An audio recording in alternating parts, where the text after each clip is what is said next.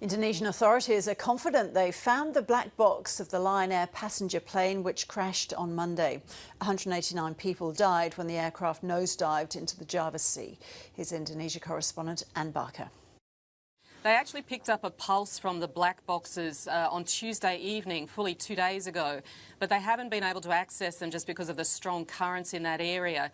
They say they're absolutely certain these were the flight or data recorders because of the frequency of the pulse they've picked up. It's less than 1 beat a second, or something that is consistent with the black boxes from a plane like this.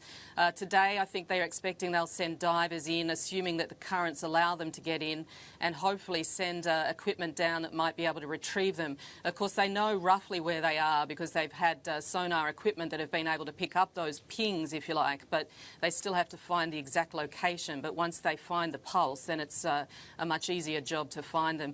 Now, of course, we also know they have found part of the fuselage.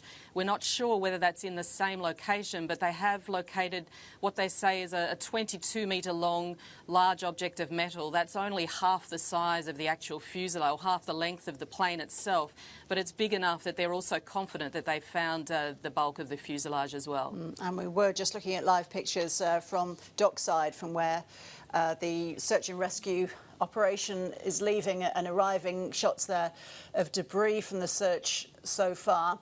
What else is going on in trying to find out the cause of this crash? Well, we know that the government has suspended the technical director of Lion Air and several technicians, saying that ultimately it's the technical director who's responsible for the safety of the airline. Now, it is an extraordinary move when you consider that Lion Air is a private company and it's the government that has stepped in and taken this step.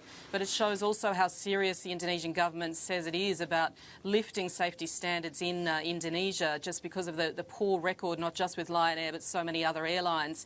Now, they also hope to interview, the investigators here hope to interview the pilots that were in the plane the day before that flew from Bali to Jakarta. We've known for days that there were technical issues on that flight as well that could be similar to the issues that the pilot experienced on the day that the plane crashed, and yet we haven't heard exactly the detail of what those issues were. So it is surprising that they haven't interviewed the pilots from that flight yet, but hopefully later today we might know a little bit more about what they experienced the day before.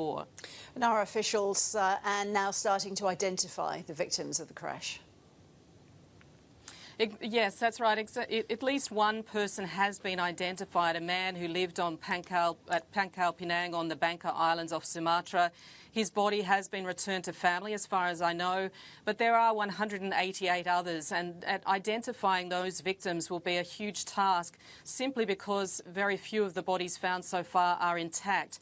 A lot of people have been flown from the Bangka Islands. More than 100 have been flown to give DNA samples, to provide personal belongings of those victims to help in the identification process. But for some of those people, I think it will be a very long process. And of course, a lot of the bodies we expect will still be with the fuselage underwater on the seabed, and it could be some time before they're brought up. And thank you.